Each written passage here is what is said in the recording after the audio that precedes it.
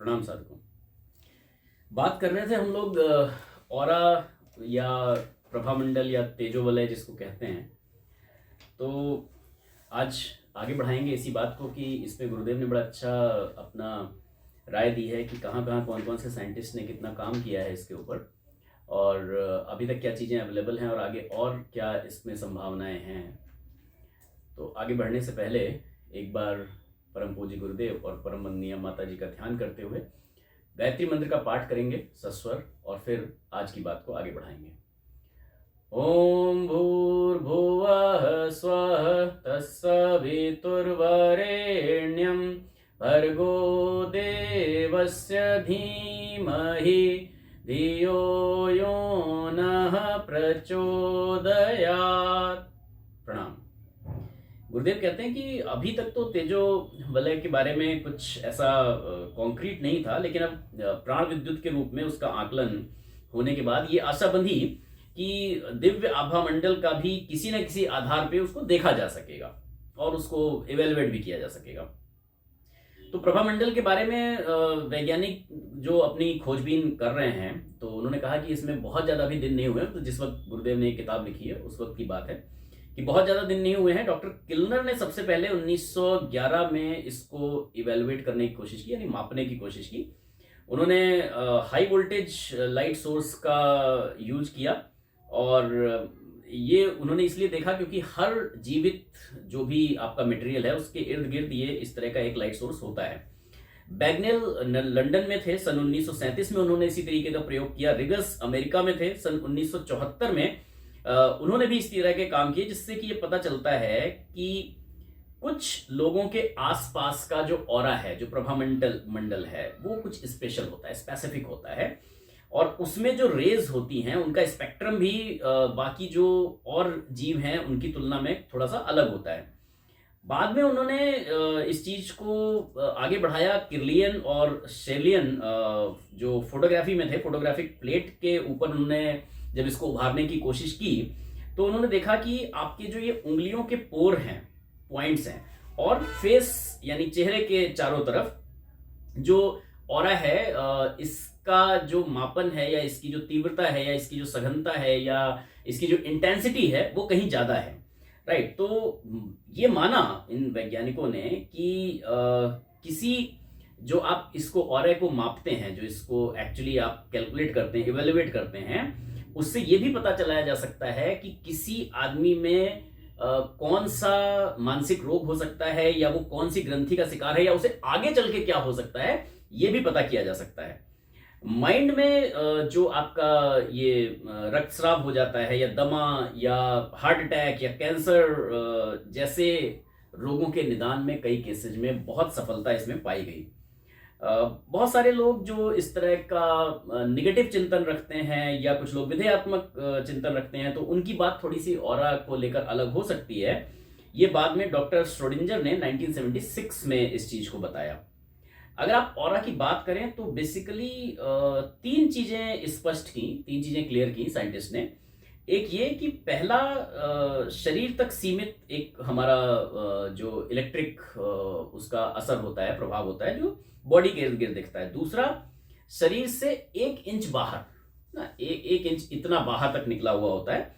और तीसरा है जो कवच की तरह 6 से 8 इंच, 6 इंच आपका छोटा वाला जो स्केल होता है, छोटा स्केल बच्चों का आप देख सकते हो, तो 6 इंच से लेकर 8 इंच तक बाहर फैला हो सकता है। और अगर किसी का बहुत ज्यादा हो रहा है तो कई फीट तक बाहर निकला हो सकता है। स्पेसिफिकली जब आप देखेंगे तो उंगलियों पे, चेहरे पे के इर्द गिर्द आपको बहुत ज्यादा ये दिखेगा। तीसरे जो आभा मंडल को जॉर्ज मीक ने जोन ऑफ एनर्जी माना, तो उन्होंने कहा इसमें 3 पॉइंट होते हैं, दूसरे में रेखाएं, पहले में पॉइंट्स होते हैं, मतलब पहला जो होता है वो पॉइंटेड होता है, पॉइंट होगा। तीसरे में लाइन, और दूसरे में लाइंस होती हैं, लाइन पूरा लाइन में दिखेगा। और तीसरा जो है वो एक बहुत कंडेंस पूरा इंटेंसिटी उसकी दिखेगी, जो सघन जैसा कोहरा टाइप का आपका होता है। हालांकि वो कोहरा वाला जो जिसका बहुत ज्यादा स्ट्रांग नहीं होता उसका होता है, बाकी में लाइट्स आपको दिखती हैं। तो पहले को आप स्थूल शरीर कह सकते हैं या बायोप्लाज्मा का सम्मिश्रण कहते हैं, दूसरे को प्लाज्मा, और तीसरे को विकिरण, जिसमें वास्तव में हीलिंग की, यानी कि किसी चीज को ठीक करने की जो मेडिकल साइंस के हिसाब से क्षमता होती है वो होती है। इंडिया में अगर बात करें तो इंडिया में ये काम सबसे पहले डॉक्टर पी नरेंद्रन ने किया। वो भारत सरकार के विज्ञान और तकनीकी मंत्रालय के एडेड अपना काम चला रहे थे।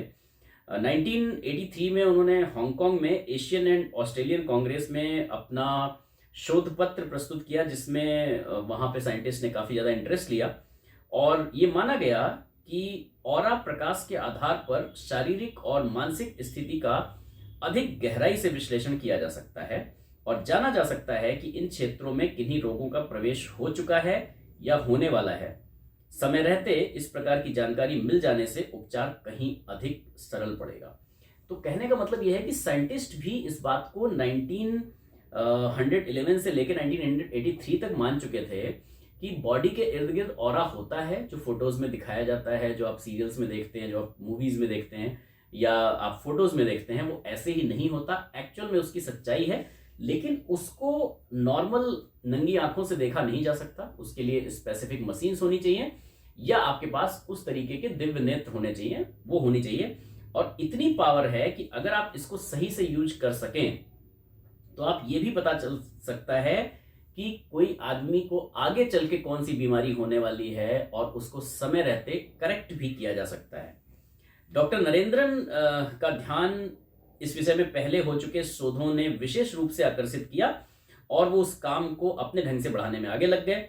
लंदन के सेंट जोन्स थॉमस हॉस्पिटल के प्रमुख सर्जन डब्ल्यू.जे. किल्नर ने ऐसे प्रकाश की जानकारी प्राप्त की थी और अपने शोधों का विवरण द ह्यूमन एटमॉस्फेयर में विस्तार पूर्वक लिखा। तो जे किल्नर ने एक बुक लिखी है द ह्यूमन एटमॉस्फेयर, उसमें उन्होंने स्पेसिफिकली लिखा है, इसकी चर्चा की है, इसके बारे में जितनी रिसर्चेज हुई हैं। तो इफ समबडी वांट्स तो वो ये बुक लेकर पढ़ सकते हैं, द ह्यूमन एटमॉस्फेयर। 1939 में एक रूसी साइंटिस्ट हुए किर्लियन, उन्होंने इलेक्ट्रोथेरेपी की रिसर्च करते हुए ये देखा कि उनके शरीर में से कुछ रंग बिरंगी इलेक्ट्रिक स्पार्क्स निकल रहे हैं। और जब उन्होंने दूसरे शरीरों का फिर चेक किया, ऑफ कोर्स जब उनको लगा कि यार मेरे शरीर से निकल रहे हैं तो क्या बाकी लोगों के शरीर से भी इस तरह की चीजें निकलती हैं, तो उसको जब इन्होंने चेक किया तो उन्हें पता चला कि नहीं, ये मतलब उनकी कोई ऐसी प्राइवेट स्पेशलिटी नहीं है कि उन्हीं के साथ है, लेकिन ये सबके साथ होता है। तो वो बेसिकली उस मशीन में पकड़ में आई। मद्रास इंस्टीट्यूट ऑफ न्यूरोलॉजी के अध्यक्ष थे डॉक्टर पी नरेंद्रन। उन्होंने इसी आधार पर अपने प्रयोग को आगे बढ़ाया और एक ऐसी मशीन बनाई जो उंगलियों के फोटोग्राफ खींच लेती थी प्रभामंडल यानी कि ऑरा के साथ। इस प्रभामंडल को इंफ्रारेड फोटोग्राफी के सिद्धांतों से मिला देने पर घोर अंधेरे में घूमते हुए किसी आदमी का फोटो खींचा जा सकता था। तो अगर आप ये जो ऑरा है इसको इंफ्रारेड के साथ कर दें तो अंधेरे में भी आप लोगों के फोटो खींच सकते हैं। तो माइट भी, गुरुदेव ने तो इस समय इसमें नहीं लिखा है, माइट भी आजकल जो लो लाइट कैमराज आए हैं और लो लाइट या आप कह लीजिए नो लाइट कैमराज आए हैं, हो सकता है उनमें इसी तकनीक का इस्तेमाल होता हो। उस व्यक्ति के चले जाने पर भी इंफ्रारेड फोटोग्राफी से ये विदित होता रह सकता है कि कुछ समय पूर्व यहाँ कौन था और क्या कर रहा था। क्रियाकलाप समाप्त हो जाने के बाद भी वो निशान बने रह सकते हैं कि किसने क्या किया, यानी कि आपका ऑरा जो है वो थोड़ी देर बाद तक भी वहां पर प्रेजेंट रहता है, पीछे छूट जाता है। The same principle applies to the spiritual world as well. यही सिद्धांत अध्यात्म क्षेत्र पर भी अप्लाई होता है और जब कोई आदमी अपनी आध्यात्मिक विशेषता डेवलप कर लेता है तो आप ये बता सकते हैं कि किस चरित्र और व्यक्तित्व का व्यक्ति किस स्थान पर कितने टाइम तक रहा और उसने उस जगह को कैसे प्रभावित किया, यानी कैसा इंपैक्ट डाला। प्रभामंडल एक प्रकार का छाया पुरुष है जो प्रकाश रूप होते हुए भी ये बताता है कि जिसका ये प्रकाश है उसके गुण, कर्म, स्वभाव, उद्देश्य एवं कृत्य क्या थे। इस प्रकार ये विज्ञान विकसित होने पर किसी व्यक्ति के ना रहने पर भी उसके निवास स्थान से संपर्क साध कर बहुत समय तक ये जाना जा सकता है कि किसी मनुष्य की प्राण ऊर्जा अपना कैसा और कितना प्रभाव छोड़ गई। प्रभामंडल एक प्रकार से किसी व्यक्ति का अदृश्य व्यक्तित्व है जो उसके प्रभाव से उस क्षेत्र को देर तक प्रभावित करता रहता है तेजो वलय के चित्रण का महत्व ऐसी ही अनेक विशेषताओं को ध्यान में रखते हुए समझा जा सकता है। तो कुल मिलाकर कहने का मतलब यहाँ पे है कि आपका जो ऑरा है, जो आपकी आभा है, जो रेज है, जो तेजो वलय है या प्रभामंडल है, वो आपके शरीर के इर्द गिर्द होता है। चेहरे के आसपास इसका प्रभाव ज्यादा होता है, उंगलियों के आसपास ज्यादा होता है, और ये ऐसा होता है कि आप जहां पर रहे हैं वहां पर भी उसका प्रभाव कुछ समय तक रहता है। और वो कितने समय तक रहेगा वो इस बात पर डिपेंड करता है कि आपका ऑरा कितना स्ट्रांग है। एक घटना आती है, आप लोगों ने रामानंद सागर जी की रामायण अवश्य देखी होगी। तो उसमें शबरी कहती हैं कि मेरे ऋषि मतंग मुनि जहां पर बैठकर साधना करते थे वहां अभी भी प्रकाश निकलता रहता है। तो क्योंकि वो बहुत बड़े साधक थे, बहुत बड़े सिद्ध पुरुष थे, तो इस वजह से उनका ऑरा उनके मर जाने के बाद भी इतने समय तक था। तो हम सभी का थोड़े थोड़े समय तक रहता है। डिपेंड करता है कि हम कितने समय तक, हमारा ऑरा कितना स्ट्रांग है, उतने ही टाइम तक वो रह पाएगा। इट्स जस्ट लाइक दैट कि अगर आप एक कोई अच्छा खाना बना रहे हो, तो अगर आप वो खाना बना के वहां से चले जाएंगे, या इवन कुछ लोग खाने के बाद भी जब कमरे से चले जाते हैं, तो आप जब वहां पर आए तो उसकी खुशबू थोड़ी देर तक बनी रहती है, और आप उसको सूंघकर ये जज कर पाते हैं कि यहाँ पर क्या खाया गया है। यहाँ पर दाल मखनी खाई गई है, या यहाँ पर चिली पनीर खाई गई है, या यहाँ पर आलू टमाटर की सब्जी खाई गई है, या मटर पुलाव खाया गया है। तो वैसे ही आपका ऑरा भी होता है, जैसे वो स्मेल होती है वैसे ही। और आपको कई जगह जाने पर यह आभास हो जाता है कि यहाँ का एहसास कुछ निगेटिव लग रहा है, या यहाँ का एहसास कुछ पॉजिटिव लग रहा है। कई जगह पर जाने पर आपको हो सकता है बहुत बढ़िया एनवायरनमेंट हो, बट फिर भी आपको डर लग रहा हो। कई जगह पर हो सकता है आपको वीरान और सुनसान में भी डर नहीं लगे।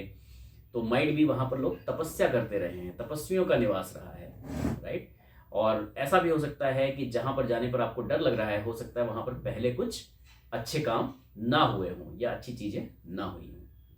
तो आज की बात यहीं तक रखते हैं, आगे बढ़ाएंगे कि मनुष्य में किस तरीके की मैग्नेटिक एनर्जी होती है, और इसके आगे आने वाले कुछ वीडियोस में आप ये भी देखेंगे कि कैसे इन मैग्नेटिक एनर्जीज को और ऑरा को, प्रभाव को बढ़ाया जा सकता है, यानी प्राण शक्ति को कैसे बढ़ाया जा सकता है।